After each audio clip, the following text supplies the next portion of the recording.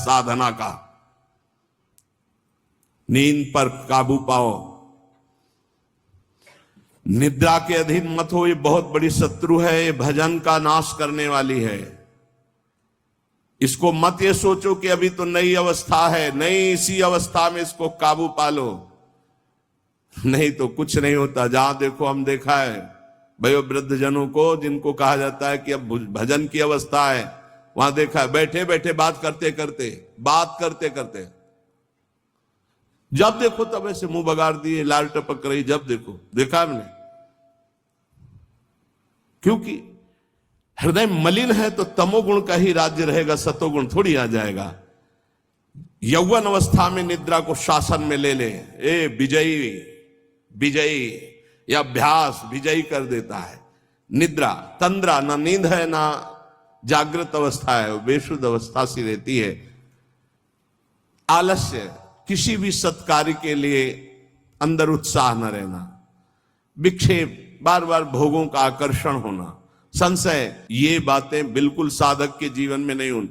पक्की बात समझ लो, भगवान को प्राप्त करना कठिन नहीं है, संसार का राग त्यागना कठिन है। और वो सत्संग शुरू है, भगवान ने सत्संग दे दिया है, ये रोज काट रहा है तुम्हारे संसार राग को, पक्का मानना। निद्रा, तंद्रा, आलस्य, विक्षेप, संशय, ये जीवन में साधक के नहीं होने चाहिए। श्रद्धा, भक्ति, नम्रता, उत्साह, धैर्य, थोड़ा भोजन और पवित्र आचरण, पवित्र वस्त्र, पवित्र आसन। कल एक उपासक प्रश्न कर रहे थे कि आसनों का भगवत प्राप्ति में कितना योग है। बहुत ज्यादा योग है, पर सिद्धासन और पद्मासन में बैठने की वो भूल न करे जिसका ब्रह्मचर्य ठीक नहीं है। भूल न करे, नहीं शरीर पीड़ा और रोग से ग्रसित हो जाएगा। ये वायु को संशोधित करके, चर्बी को भस्म करके, शरीर को शांत करके और मन को एकाग्र करके, प्राणों को सूक्ष्म करके भगवत प्राप्ति कराने में बहुत ही सहयोगी आसन है पद्मासन और सिद्धासन। लेकिन उसके पहले ब्रह्मचर्य का नियम नहीं, तो इन आसनों पे बैठने की भूल न करे। गृहस्थ सुखासन पर बैठे, पलथी मार करके ऐसे आराम से सुखासन पर अभ्यास करे, 30 मिनट, 40 मिनट, 48 मिनट शांत भाव से मंत्राकार वृत्ति करने का, ये सब सही है। लेकिन 1.5 घंटे, 2 घंटे, 2.5 घंटे, 3 घंटे सिद्धासन और पद्मासन में, गृहस्थ धर्म में जो ब्रह्मचर्य का ठीक पालन नहीं करते उन्हें, और विरक्त धर्म में ही इस आसनों का विशेष प्रभाव पड़ता है। तो अगर गृहस्थी में ब्रह्मचर्य का पालन कर रहा है तो बैठ सकता है। योग कोई ऐसी चीज नहीं है कि जो चाहे जैसे चाहे ऐसे मनमानी आचरण नहीं, गुरु के समीप, नहीं तो शरीर रोग से ग्रसित होने की संभावना रहती। प्राणवायु बिगड़ जाए तो कई प्रकार के रोग उत्पन्न हो जाते हैं। उपासक को चाहिए कि आसनों का अवश्य अभ्यास करे, इससे ऊर्ध्व रेता होने में बहुत सहयोग होता है आसनों से, ब्रह्मचर्य का।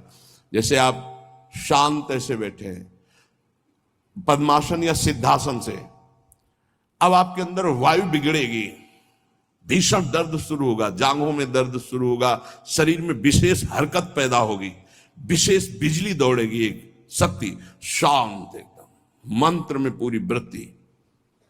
अब वो बिजली जो पावर पैदा हो रही, वो आपके सुषुम्ना नाड़ी को, जो सीधी 90 अंश के कोण में साधन में बैठा जाता है, सीधे मेरुदंड, सीधे ऐसे, यहां से नापा जाए तो सीधे ऐसे 90 अंश का, वो ऐसे नहीं होना चाहिए। जितने मिनट, 1.25 घंटा, 1.5 घंटा, 2 घंटा, सीधे ऐसे। आज्ञा चक्र पर दृष्टि हो आंतरिक या नासाग्र दृष्टि हो, और उसमें बार बार मंत्र लिखा जा रहा हो, चूक नहीं होनी चाहिए।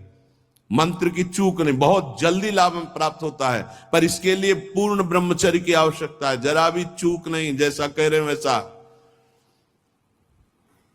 प्राण सूक्ष्म होने लगेंगे, मन एकाग्र होने लगेगा, शरीर शांत होने लगेगा, चंचलता रहित, पर एक बार पसीना पसीना, एक बार भीषण कष्ट प्रतिदिन, जब तक शून्यावस्था नहीं आती शरीर की, तब तक वो साधक को, यही पापों को भस्म करता है। यही आसन उसको दिव्यता प्रदान करते। अब इतनी हीट पैदा होती है उसके अंदर, अगर संयम से नहीं है तो व्यभिचारी बन जाएगा। बहुत ध्यान देने योग्य बात, उस समय उसकी कुंडलनी, उसकी सुषुम्ना नाड़ी, उसकी हर नाड़ी एक्टिव होती है उस गर्मी से, आध्यात्मिक शक्ति से। अगर वो व्यभिचार की जरा भी गलती करेगा तो कुंडलनी की अधोगति हो जाएगी, अधोगति नीचे की तरफ हुई, भारी व्यभिचारी बन जाएगा। ये ऊर्ध्वगामी जीव ही सुषुम्ना मार्ग संचारी, सुषुम्ना मार्ग से संचरण हुआ, आजीवन के लिए काम रूपी वेदना से मुक्त हो जाएगा। जीव ही ऊर्ध्वरेता ब्रह्मचारी हुआ, संकल्प ही खत्म काम का, नष्ट हो जाएगा। एक ऐसी परमानंदमय स्थिति योगी की, वही सब बिना कुछ किए ये स्वाभाविक हो जाएगा यदि नाम जब श्वास प्रश्वास से किया जाए। ध्यान रखना, एक इतना कठोर और एक इतना सहज, श्वास प्रश्वास पर ध्यान है, हर समय नाम चल रहा है, वो सब बड़े शीतल प्रकृति से जागृत कर देगा। कुंडली जागृत हो जाएगी, सुषुम्ना मार्ग संचारी संचरण होने लगेगा। नाम जप में सब सामर्थ्य विराजमान है। ये केवल प्रवचन की बात नहीं कर रहा, अनुभव की बात कह रहा हूं। पूरे शरीर को झकझोर के रख देती जिस समय कुंडली जागृत होती यौगिक क्रियाओं के द्वारा, और नाम के द्वारा जब जागृत होती तो पता ही नहीं चलता कब जागृत हो गई। ये ध्यान रखो, वही नाम से ऐसे सहज में जागृत हो जाती कि उसको पता भी नहीं चलता कि हमारे अंदर कुंडली जागृत हो गई क्या, सुषुम्ना मार्ग खुल गया है क्या। खूब नाम में प्रीति। सदाचार पूर्वक आसनों का सेवन, ये तो सदगृहस्थ भी कह सकते। 45 मिनट आप सुखासन पर बैठने का अभ्यास करें, अगर थोड़ा भी परमार्थ पे, कम से कम 24 घंटे में 2 बार आसन में बैठने का तो अभ्यास। सुखासन ऐसे पलथी मारकर ऐसे आराम से, या अर्ध पद्मासन, एक टांग के ऊपर, बाई टांग के ऊपर दाई टांग ऐसे चढ़ा करके आराम से, ये आराम आसन है। जो वयोवृद्ध हैं थोड़ा कुर्सी या सोफा या जैसे भी बैठो, पर ऐसा नहीं कि एक एक मिनट में इधर उधर, थोड़ा सा शांत बैठने की कोशिश करो। जैसे निरंतर विषयी पुरुष विषय चिंतन करता है तो उसे विषय की आसक्ति प्राप्त हो जाती है, ऐसे भक्त जब भगवान नाम चिंतन करता है तो उसे भगवान में आसक्ति प्राप्त हो जाती है। जैसे विषयी पुरुष विषय चिंतन करता है तो विषयों में आसक्ति हो जाती है जिसमें है ही नहीं कुछ, घृणित स्थानों में आसक्ति हो जाती है। फिर सच्चिदानंद का जब चिंतन होता है तो उसमें आसक्ति हो जाए तो कैसा आनंद होगा। भगवान मेरे समीप हैं, अनुभव हो रहा है। भगवान मेरे को ऐसे 1000 हाथों से ऐसे घेरे हुए हैं। भगवान निश्चय मेरे को स्वीकार कर चुके हैं। ऐसा 3 बातें उपासक को अनुभव होने लगती हैं जिसकी शरणागति पुष्ट हो गई है। भगवान मेरे समीप हैं, देखो महापुरुषों के वचन है। भगवान सहस्त्रों हाथों से मुझे घेरे हुए हैं, भगवान मुझे स्वीकार कर चुके हैं। ये 3 बातें शरणागत के अंदर आ जाती हैं। देखो आपको अनुभव होता है भगवान मेरे समीप है। अगर नहीं हो रहा तो अभी आपका कोई है, इसीलिए नहीं हो रहा। ये पूज्य श्री राधा बाबा कहते हैं हमारे श्री कृष्ण में एक स्वभाव ऐसा है, वो दूसरिया पसंद नहीं करते। वो जिसको स्वीकार करते हैं उससे अनन्यता की चाह रखते हैं। मौन,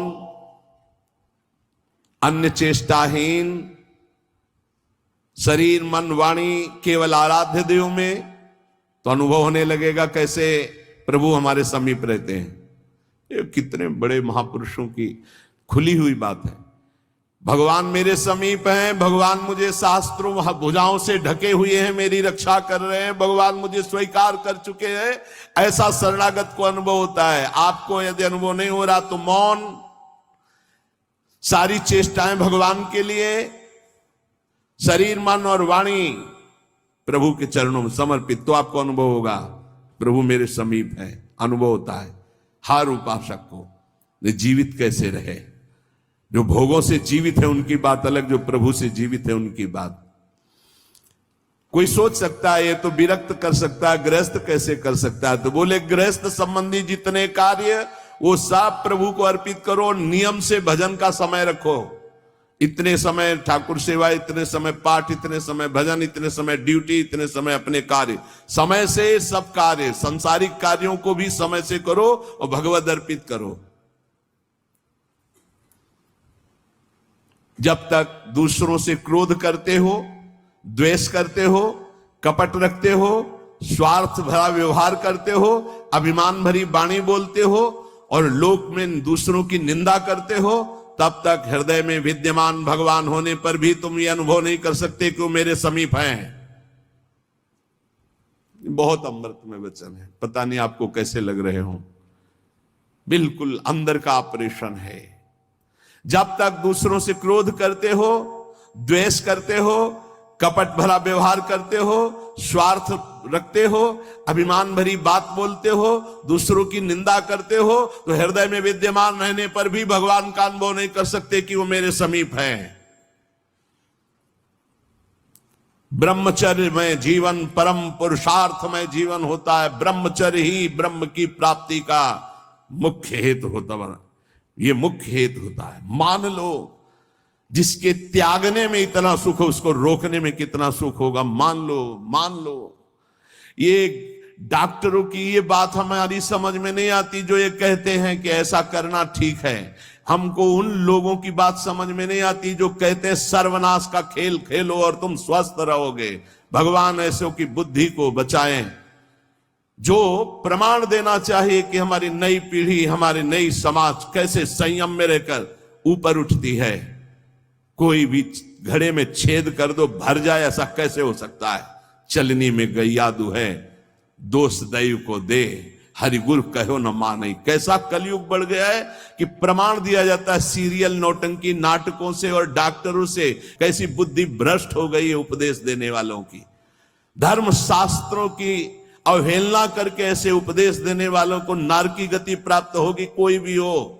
क्यों? क्योंकि वो जब ऐसा उपदेश कर रहा है तो स्वयं उसकी ऐसी धारणा है। और व्यभिचारी की गति कभी शुभ नहीं हो सकती। व्यसनी धन शुभ गति व्यभिचारी कभी नहीं हो सकती।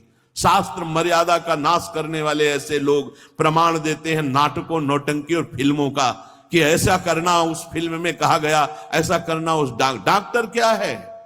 शरीर संबंधी अंगों का ज्ञान रखने वाला है, ना कि वो परमार्थ विजयी योद्धा है। वो काम, क्रोध, लोभ, मोह, मद इनका ऑपरेशन करना जानता है क्या? इतना चाहे जितना तुम डिग्री ले लो, इस शरीर का तुम ज्ञान रख सकते हो, लेकिन मन का और बुद्धि का और परमात्मा तत्व का ज्ञान प्राप्त करने वाले महापुरुषों की, ब्रह्म ऋषियों की वाणियों का खंडन करने का अधिकार नहीं है। उन्हीं की बात से हमारा परमार्थ शुद्ध होता है। शरीर में जितनी पावर शक्तियां हैं वो सबका अंतिम रूप वीर है। सबका अंतिम रूप, सप्तम धातु का अंतिम रूप बनता है जाकर वीर। और उस पावर का नाश करने वाला कभी स्वस्थ रह सकता है? कैसी बुद्धि है, कैसा उपदेश है। यहां कह रहे हैं कि परमार्थ की शुरुआत ही ब्रह्मचर्य से होती है। इसलिए चाहे गृहस्थ हो चाहे विरक्त, गृहस्थ तो संयम से संतानोत्पत्ति के लिए भगवत प्रणाम करके, भगवत आराधना करके, दिशाओं को नमस्कार करके, तिथि और समय की योग्यता देख करके संतानोत्पत्ति के लिए भगवत पूजा भाव रखकर वो संयोग किया जाता है, सहवास किया जाता है। और भगवान की प्राप्ति के मार्ग में चलने के लिए इसका संचय किया जाता है। ब्रह्मचर्य परम जीवन, परम पुरुषार्थ ब्रह्ममय है। 10,000 वर्ष तक ब्रह्मचर्य रह करके कश्यप जी ने जब संतानोत्पत्ति का संकल्प किया तो विनता जी से भगवान गरुण जी का प्रादुर्भाव हुआ। भगवान अरुण जी का, जो सूर्य के सारथी और जो हरि के वाहन गरुण जी, अरुण जी।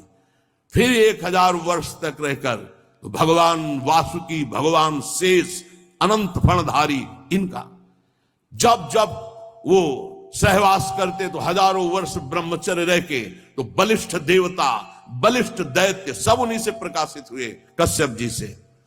ब्रह्मचर्य पूर्वक जीवन कई वर्ष व्यतीत करके नाम जप करते हुए फिर संतान, तो चाहे बालिका हो चाहे बालक, वो जगत मंगल करने वाला हो गए। पशुओं जैसे आचरण से नहीं,